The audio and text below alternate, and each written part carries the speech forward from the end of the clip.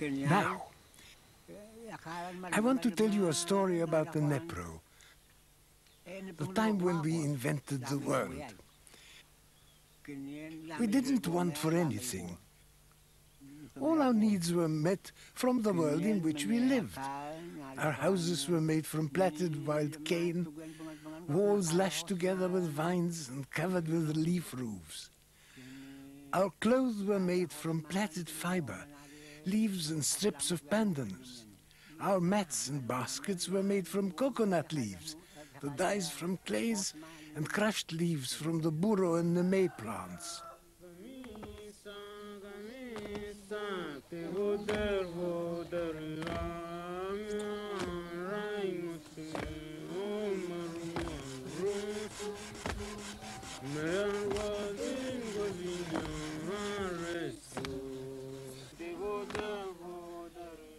We made our axe heads from flints and strong seashells, our slit drums from the bark of the breadfruit tree.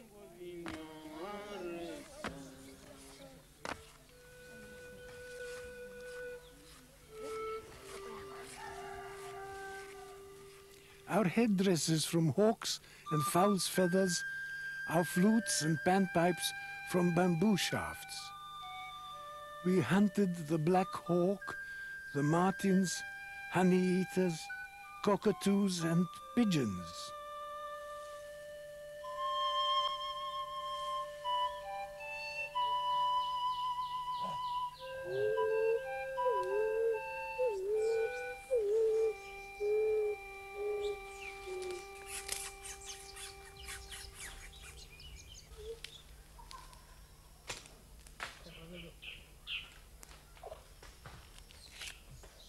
And before we learned to plant our land, the forest provided everything. Nuts and berries, breadfruit, tree ferns, alfalfa leaves, and coconuts.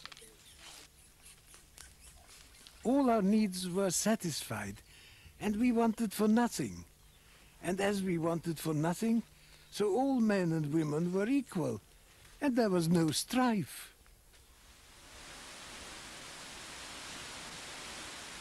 This was the time of the Nepro, or what you call utopia. It was the time when we invented the world. Yet our time was not like your time. It was different. Our time was measured by the sun and moon, through flowers, and the coming of birds and sea worms. A man's age was not counted in years, but in growth and ripeness. The vision of our past is beyond time. It's not a chronology, but a movement in space that comes and goes. But then you found us, and our world disintegrated. And this is how it happened, which we have decided to tell you in our own way, with my own people playing all the parts, black and white. You first came looking for us because your Aboriginal brothers refused to work on your plantations. You had outlawed slavery, but you quickly found a substitute, indentured labor. First the Indian, then the Chinese coolie, and then us. We were frightened but fascinated. Your ships were as large as floating villages. We had heard stories from our ancestors that you had an appetite for human flesh and blew smoke from your mouth. But then you showed us things that we had never believed could have existed. That these objects could be made by man seemed a miracle. You said that they could be ours too, if we came to work for you. The recruit binds himself over to serve any employer that he may be assigned to for a space of 3 years on condition that he may be properly clothed and receive £6 per annum. It's a matter of form at present that no one understands the nature of the contract because no one speaks any language common to us. I cannot even find out their names. It's but a law of nature, surely, that the weak should serve the strong. Besides, is it not obvious from the very thickness of their hides, from the impervious quality of their skulls, into which no light has ever been known to penetrate, that this is the purpose for which the Creator has intended them, to be mere hewers of wood and drawers of water. They're employed throughout Queensland on plantations, working 10 to 14-hour days, underfed and short of water. They're dying like flies. So we cut the white man's cane, and if we lived, years later we returned to our islands, only to find that you had come back, this time to stay. The white man has power. It's different from our power that has to be fought for and constantly maintained. The white man is passive, and his power sits on him like an invisible cloak. He brings with him weapons that can kill in a way killing has never been known. He brings food that doesn't have to be hunted or grown, and objects that no human being could ever make. The white man needs to simply sit and wait, and these things, the cargo, come to him. And this cargo seems to be an endless supply, for when he wishes for more, he doesn't need to make it. No, he simply writes on a piece of paper and waits. Later, as if by magic, from a distant and inaccessible land, comes a huge ship bearing his cargo, a ship that keeps its distance as if guarding his secret from us. And it brings not just objects, but strange smells and sounds.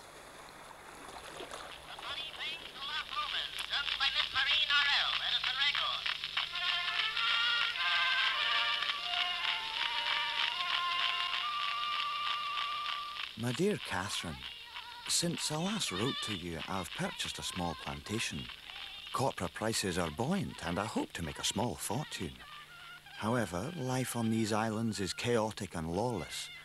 All I can hope for is that my pleas to the Presbyterian Missionary Society will bring someone to help me civilize these people. What is the source of this power, this presumption? Where does it come from? The white man has his money and his God, a God that's obviously pleased with his white people. Our gods told us of the origin of the world, but they never told us about the white man. Should we trust them anymore? So they sent a man who knew their God. Maybe he'd know the secret of their cargo, for it surely cannot be the idle white man who made these things, for he doesn't work. Surely the secret will lie in their book. It's hard to realize the thought that I've arrived in these beautiful realms where no Sabbath smiles on the benighted people, no congregations assemble to engage in solemn services of religion, where no preacher proclaims the good news of salvation and warns them to flee from the wrath to come. The book and the shirt. Why we had to hide our bodies from their God, we never knew. But we reasoned maybe if we put on clothes, they'd tell us the secret. Saw a man in a shirt coming up the path. To my great joy, Lome has broken with heathenism. It's most gratifying to visit the Islip and the Tahula and mark the change that's taken place. The men who used to visit me with painted faces and plaited hair are now found clothed and in their right mind. Some labourers have returned from Fiji and have done a great deal, notably caused their women to dress. They saved our souls at a terrible cost, and we never learned the secret. Some said the white man had torn the page which contained the secret from the book before they gave it to us. Anyway, as they spread their gospel, so death followed in its wake.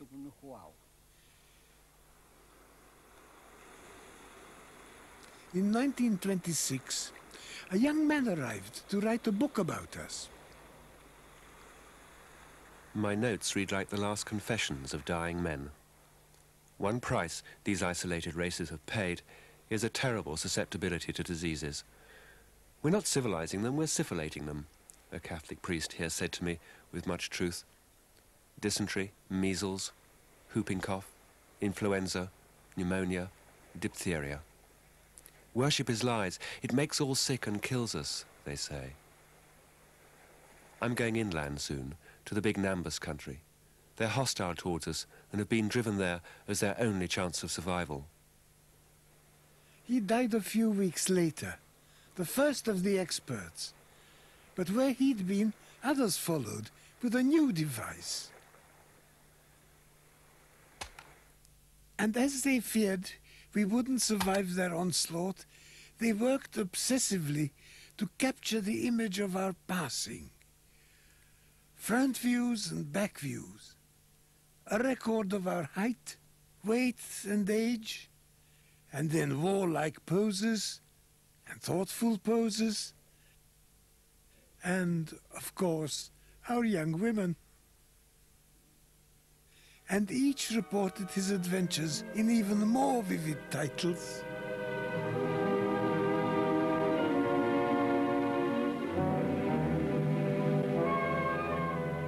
And then they came with yet another device.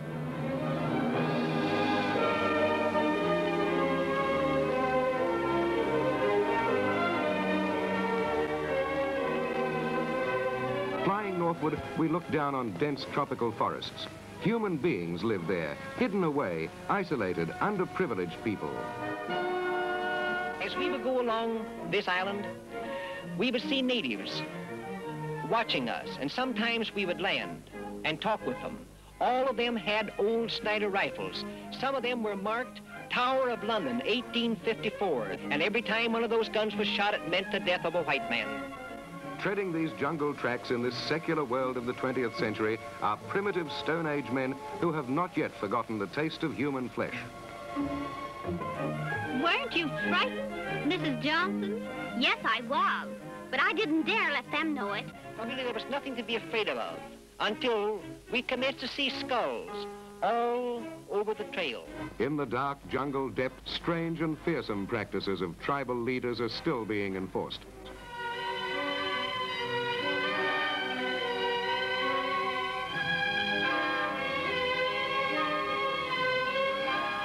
The cruelties of a primitive people are never more vividly displayed than in the treatment of their womenfolk. These poor, cringing souls live in constant fear of men and devils. Mrs. Johnson didn't like this job, but I wanted to show the baby from different angles in order to get an idea of just how long they bind these heads. Fires burn constantly inside, warming naked bodies in the cold watches of the night. In the darkness of their homes and in the hopelessness of their existence, the missionary brings to them the light of the gospel and the hope of the more abundant life. I gave some of the natives cigarettes to smoke. Some of them knew what they were for, others didn't. One tried to eat the cigarette. He thought it was food.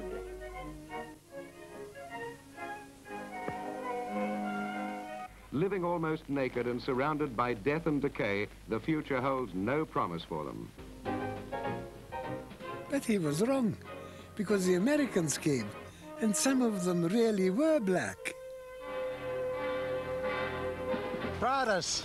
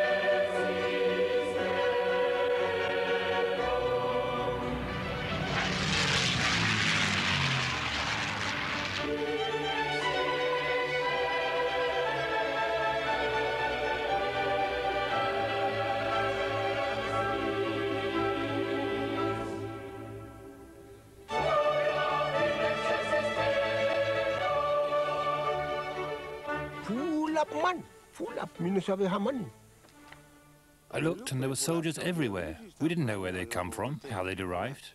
They arrived night after night and people woke up astonished. Night after night and day after day they came. In 6 months, they built the largest forward base in the history of warfare for the invasion of Guadalcanal. 6 airfields, 8 hospitals, 19 cinemas. A city of 250,000 American soldiers.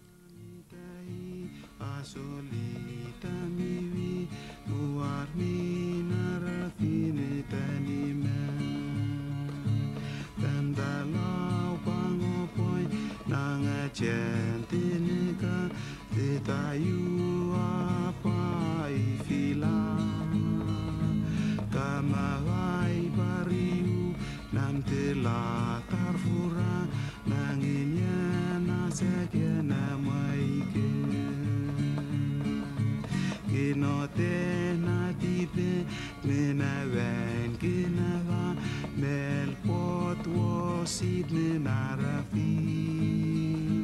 Airplane samarin, terakta lotome, metani nagaku angenika. Metani laniko, betalau yefate, itahi enda wet menarafi. Rosine pakeruan ke mahayenea, rokna kenduki au kinasenia. Rosine pakeruan ke mahayenea, rokna kenduki au kinasenia. Then they asked us to help them. The Americans trained us to be real soldiers. They gave us uniforms, taught us to march, and taught us to fight. We took a truck. We went down to the firing range for practice. We were given orders. The officer told us to go over and make a line. We made a long line. We took our rifles and fired. Bij milugna, wanigamot, ale wanistum, wanigamot, wanishutum, wanigamot, wanishutum, threw something into the air which we shot at. I shot 3 down. And the officer standing behind me, he clapped. When we were finished, everyone went back to the camp. Next day, the officer came and he gave me a present, a gun. It was different, quite different when the Americans came. We'd been used to a master-servant relationship, master this and master that. When the Americans came, they treated us like equals, whereas the French colonial residents and the British residents had no respect for us at all. Suddenly, the Americans came and they were completely different. Suddenly, we met white people who had love in their hearts.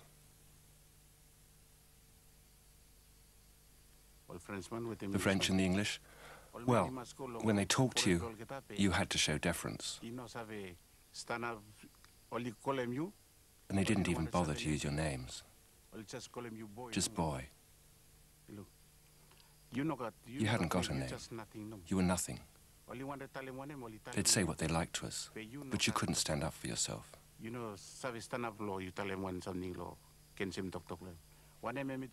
Whatever they said or did, whether you liked it or not, you had to accept it.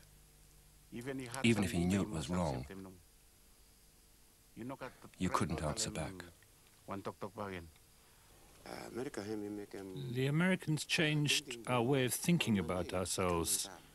We'd been used to being treated as if we were rubbish people.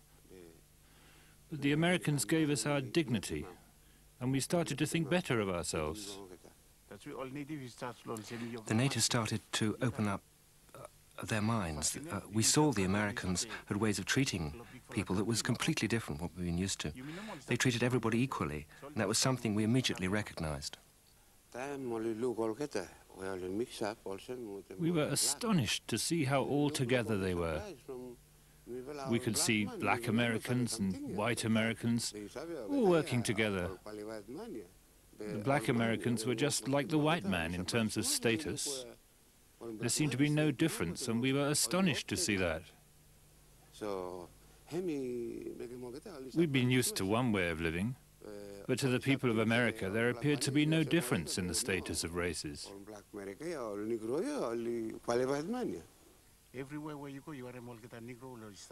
Everywhere you went, you heard Negroes singing, and sometimes they were whistling. Once I was standing near a phone booth at night and watching a man whistling softly into the phone. He must have been whistling this tune to someone on another island, or maybe a friend back home. Anyway, I heard him singing it, and they used to sing this particular song at a club that they used to go to called the Coconut Grove. They always used to go there. And this was the blues song that they used to sing.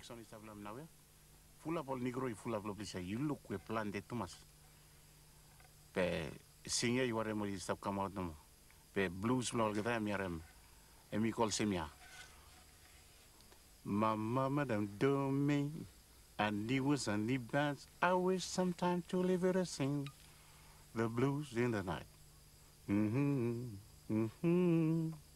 Mama, madam, do me. Now sometime only whistle him.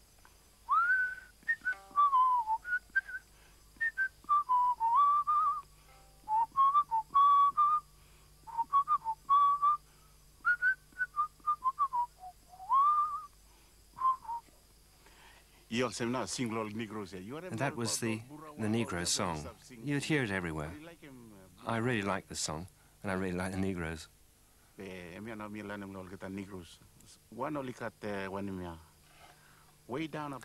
also sang this song, Way Down Upon the Swinging River. I'll try and play that one.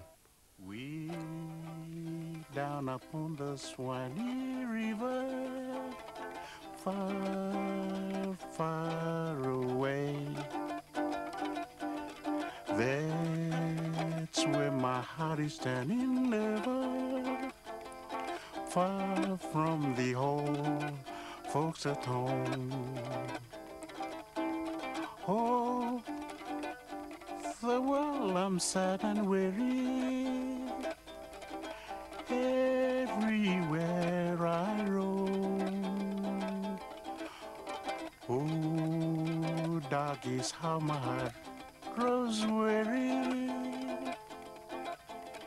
far from the old folks at home. Oh, the world, I'm sad and weary, everywhere I roam. Oh, dark is how my heart grows weary, far from the old folks at home.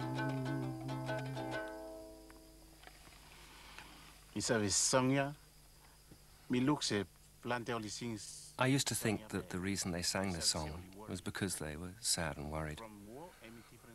War, after all, is something special. When a man's at war, he's worried about going home. When you go to war, you fear that you might be gone forever and never come back. Play your life, you go back. Every man will come. Time is up, only stop watching all the American soldiers. I used to watch the American soldiers, and you could see in their eyes their sadness and their fears. They'll be wondering if they'd ever return to their families.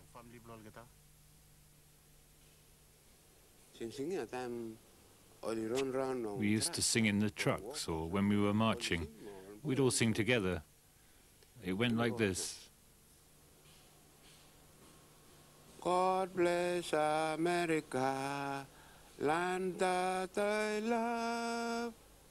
Can behold her and guide her through the night. With the land from above to the prairies, to the ocean, white with foam. God bless America, my home, sweet home. God bless America, my home, sweet home. They used to sing it when they were traveling, all singing together. I used to think it was really rather special.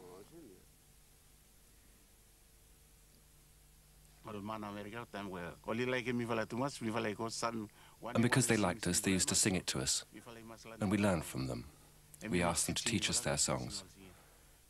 But I didn't know any English at the time, just a couple of words. But by learning their songs, I learnt their language. Line by line, I learnt from them, though I didn't know what the songs meant. But the more I learnt from them, the more I understood the songs and their importance to them.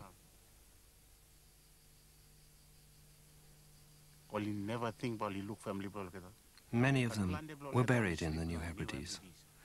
They came here and lost their lives in a place they didn't know. And they lost their lives for us. They lost their lives defending us, the people they didn't know. Mora mora mahakamba tibarea lobanua uarega America. Ratuanda ranati utangaroa urira itagaro nembulu kinira. Rana bano lalina paramana hikani. Rana tugoro gitatina buro. Everyone is making guitar on hymn. We all used to play this hymn on our guitars. The hymn is about power. Mora Mora means power. The power that's come from far away and just found us. There's a sort of prayer inside this song too. All of us were praying for the Americans, for their fighting spirit, and for them to resist the enemy and keep them away from these islands. Today, I think if the Americans came now that we're independent, at least we should honor them and what they did for us during the war. They gave everything they had. They were defending their country, certainly, against an enemy, but they also gave their lives for us too, in these little Pacific islands. And then they left, as suddenly as they'd come. They won the war, dug up their dead and went. But their ghosts are everywhere. 10:30 coming around. Those 10:30 upper or lower? B-17 out of control at 3 o'clock. Come on, you guys, get out of that plane. Bail out. There's one. He come out of the bomb bay. Yeah, I see him. There's a tail gunner coming out. Watch out for fighters. Keep your eye on them, Bill. See any parachutes, Quinlan? 2 parachutes open. Flag at 9 o'clock. 8 men still in that B-17. Come on. Get out of there. Fighters, 10 o'clock. Watch those 2 at 12, Ben. They're coming in. They're coming in, Scotty. Get that ball turret on them. Save the ammunition as much as possible. Watch that fighter coming in at 3 o'clock. He's coming in on a half roll. Pull her up, Chief. Pull her up.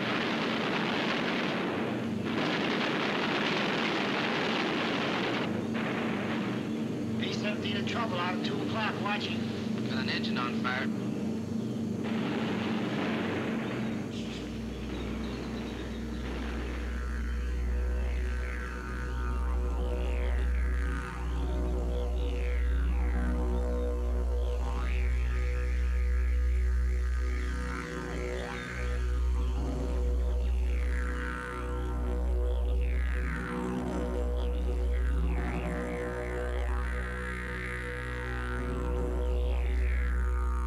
Underwater is the graveyard of their cargo.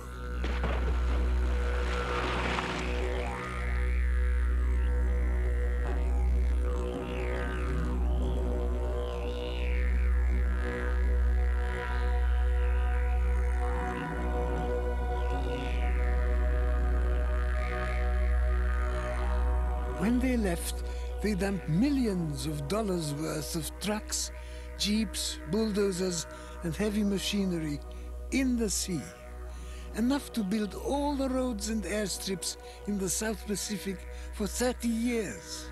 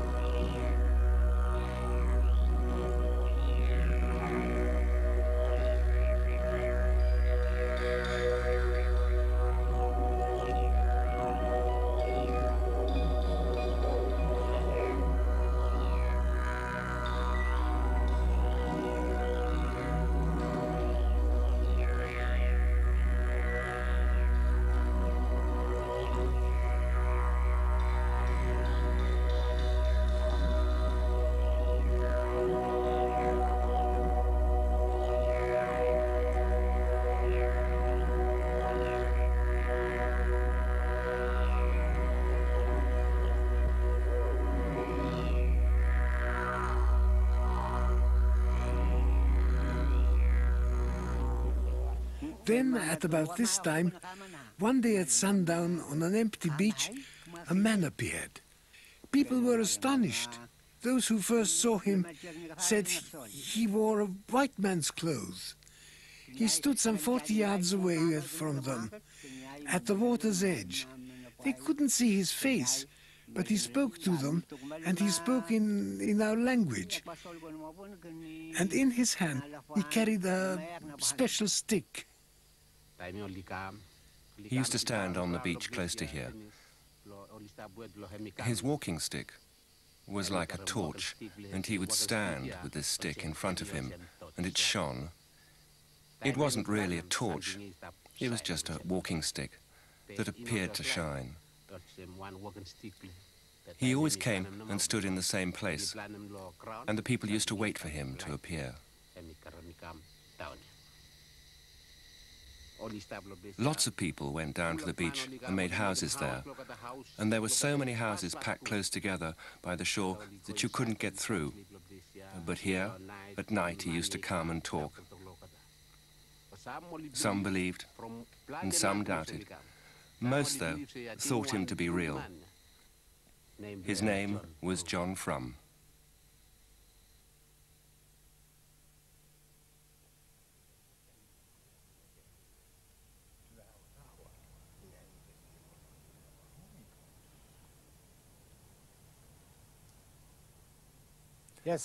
Right, yes. John's words to our big men were clear. He said to them, "For many years you have been ignorant of the world. You don't know anything about the countries of the world.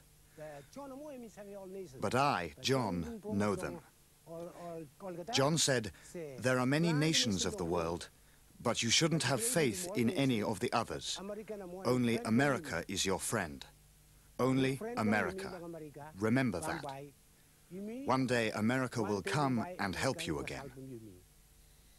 Once John called all the people together and he said, "You really have a lot of trouble having to go so far for all the things that you need.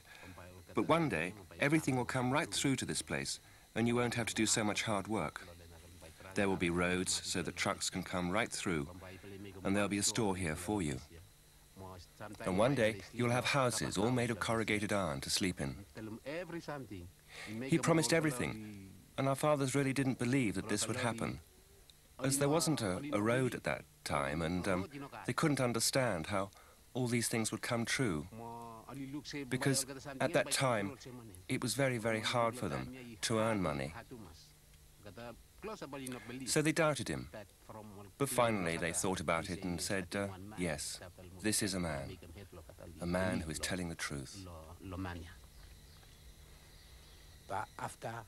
Then the missionaries told us that we should leave the church. They said we stank of the devil, we stank of John. So the people left and they never returned. And John said to them, "I bring you a cross, your own cross." And John said, "My words are the same as the church's teachings. One day all that I tell you will come true. The Bible's promises are the same as my promises." And John said to us, he said, "I, John, I am the road to Jesus. I am preparing the road to Jesus. I am the road."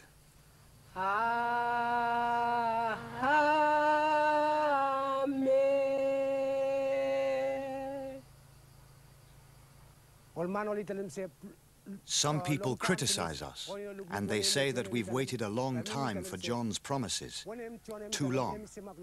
But this is exactly like the Bible. You go to church, you pray, and those things you ask for, they don't come easy. But John, he promised two specific things. He said that one day the Americans would come, and we know that they did come. So we know he's telling the truth. And John also says, "If you obey my orders, I will come again." There's an American who visited here once, and he came to my house.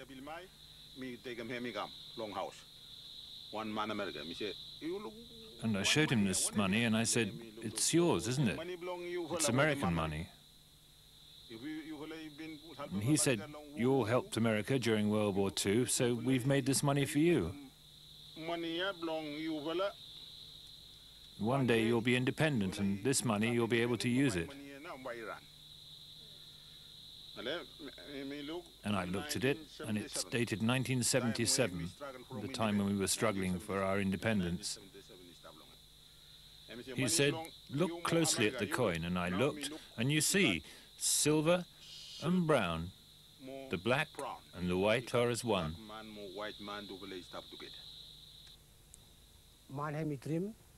When you have a dream, not the kind of dream you have at night, but the dream you have when you're half awake, that's a daydream, and it's then that we receive our messages from John. This is one of my dreams. No one told me this, it's my idea. This is Elizabeth, you see. Turn it over and you see a vine and a crown.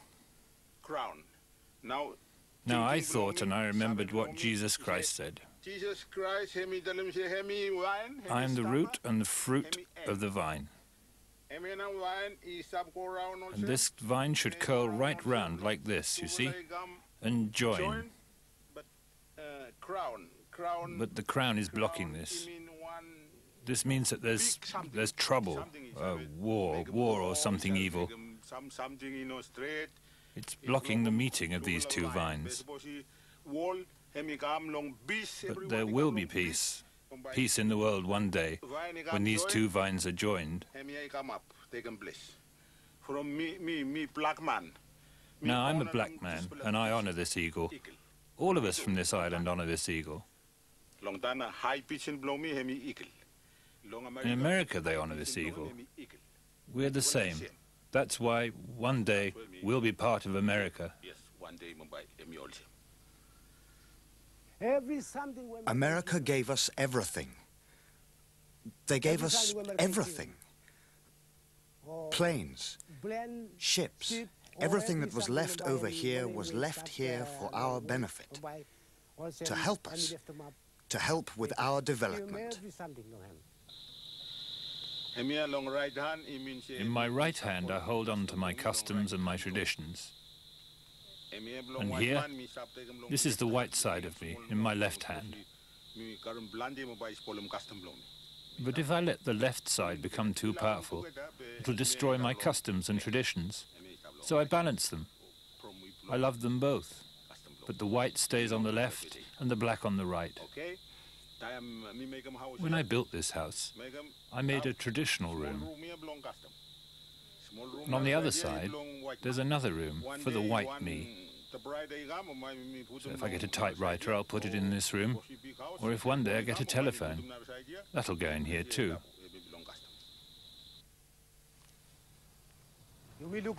Look at those old American flags.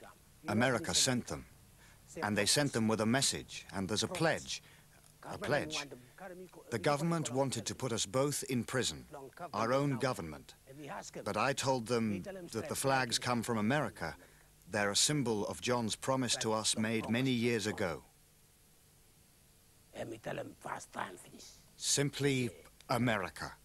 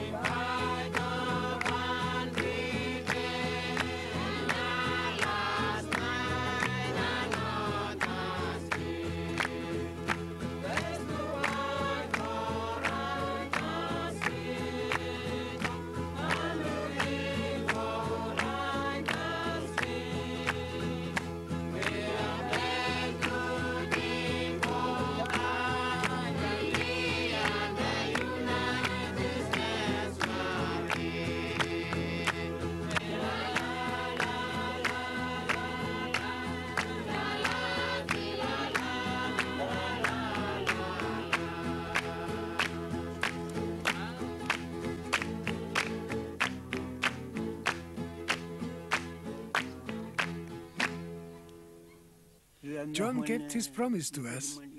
He promised that if we were patient, we would have money. And sure enough, it happened. Because now the tourists and the photographers and the film crews come here, and we have the white man's money. John was true to his promise. And for all of them, for the money, we perform our dance to John. It's called the volcano dance.